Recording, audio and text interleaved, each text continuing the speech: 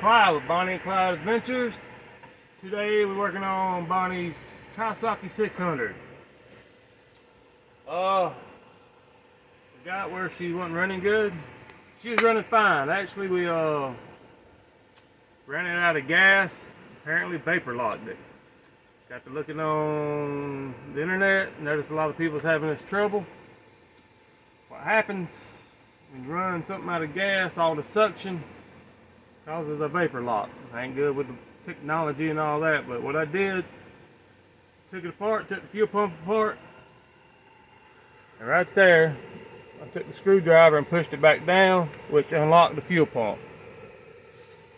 I took the voltmeter, checked the relay, everything looked good. Fuel pump wasn't making no noise. I was like, damn, fuel pump done burn up.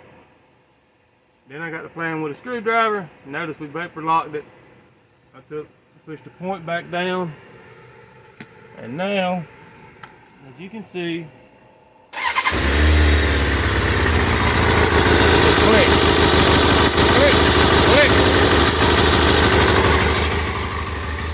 Box fires right up. Only took me 8 hours to figure this out, but so try not to run these bikes out of gas or any bike out of gas because you suck up trash, vapor lock. But maybe y'all got the same problem, so hopefully this helps somebody down the road. And sometimes it just helps to go in there and start working on stuff and play with it.